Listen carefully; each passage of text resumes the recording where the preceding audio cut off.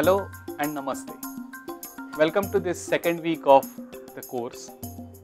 I am really delighted to share that most of you have been participating actively in the course and trying out various things. In fact, some of them have already gone ahead of what we had already taught in the course, and I am really happy for that. But nevertheless, majority of crowd is enjoying the way the course is going on, and we would like to show you newer things in this coming week also. One of the most interesting thing in any animation software has to be how to move the objects, because unless and until you move the objects you cannot see any animation. So how to do these transformations is the topic of this particular session. But first and the foremost, for any 3D transformation, it is important to understand the concept of the 3 dimensions or the 3 axes.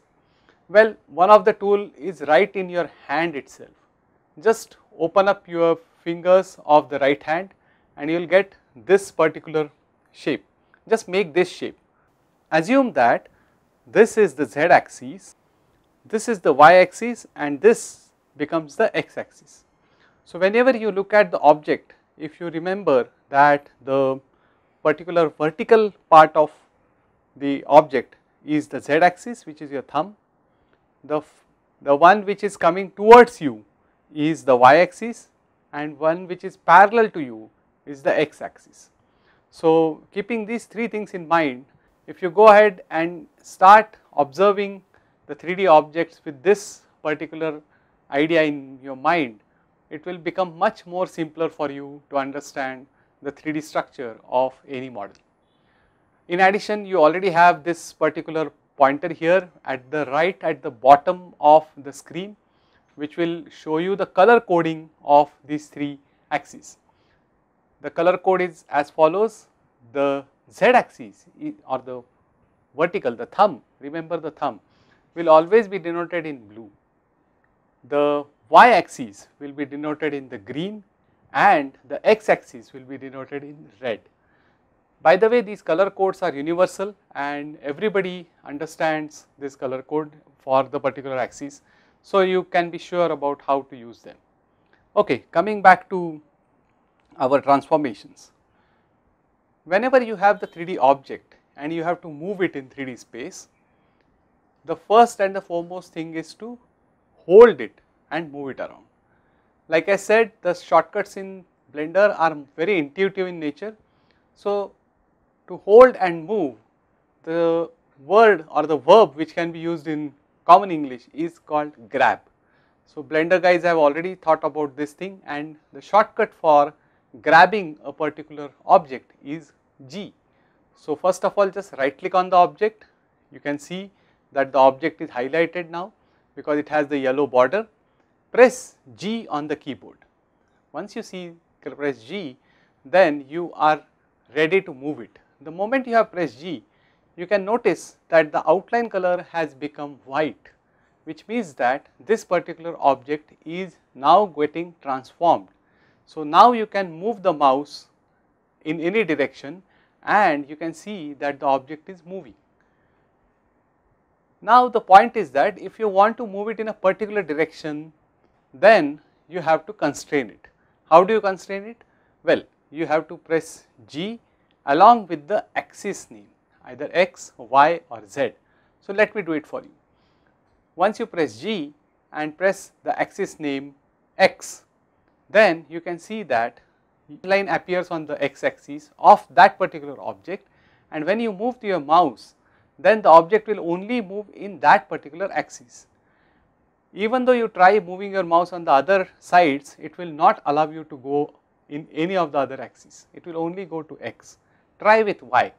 Press G and then y. Now you see this line going through the object on the y axis, the green line, and now you can move the object only in this direction or the axis. One of the other things what you want to do with any object is to rotate it. Again, the verb is rotate, so the shortcut is R. So just press R and it will allow you to rotate. While rotating, you can again see that if you move the mouse after pressing R, it will rotate in various directions. Do you want to constrain it? Well, the same logic follows. Press R and the axis name. So, you say R and X, and now this will rotate in X axis only. If you press R and Z, it will only rotate in the Z axis. Like you can see that the blue axis which runs in the center, and the rotation is happening along that axis now. Apart from grabbing and rotating, one more transformation which is most useful is to scale the object, because you would like to scale it and use it in various sizes. Like earlier, the verb is scale, so the shortcut is S. So, if you press select the object, press S on the keyboard and then move the mouse, it will scale. Right now you can see that the object is scaling in all directions because we have not specified any axis. Let us go back to do this. Now how do you go back to the original position? Well, it is simple, like any other software. Press escape and you will be back to normal. Everything what you have done will get cancelled and you will come to the basic default position what was there earlier. Okay. Now let us press S and specify the axis. For example, I would press S and Z. So if you press S and Z, it will show you that the scaling is happening only in the Z axis now. If I press, now I press escape to go back to normal, and I press S plus Y so that I can scale only in Y axis. In short, you can select the particular transformation. It can be grab, scale or rotate, which can be done by using G, S and R, and perform the particular transformation in a stipulated axis like X, Y and Z. And when you are done or you are happy with that particular transformation, press enter. Enter is the shortcut for accepting the transformation, and escape is the shortcut for cancelling the transformation.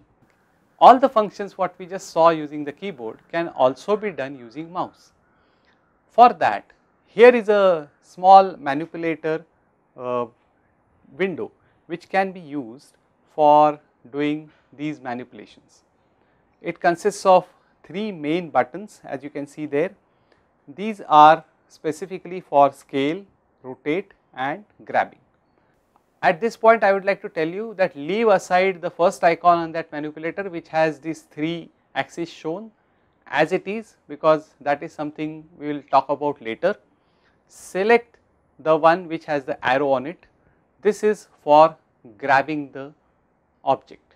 Once you select that, then if you move the cursor onto the red arrow and pick it up and drag it, it will allow you to grab it on the axis.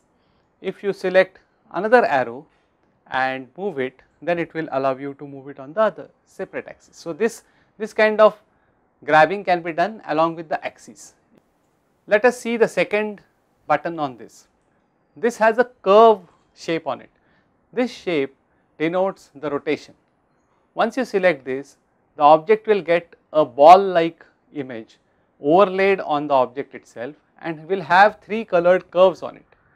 Using these curves, you can rotate the object. For example, using the blue curve, I can rotate it into Z axis and so on and so forth. The third button here is for scaling. If you will see that the particular colored arrows have changed to the square ends. Using one of the end, you can just pick up and drag it to drag it in that particular axis. For example, right now I can drag it and make it bigger in size or reduce the size. So this is the same manipulation which is happening what you saw using keyboard, but you can do this with mouse also. In the next session, we are going to see how to set up the camera and also take the output of the camera in order to save it into the file, which can be a JPEG or a PNG. Basically it can be a file which can be sent to others who can see what are you doing using Blender. So we will see you for the next session on camera setup. Till then, thank you very much.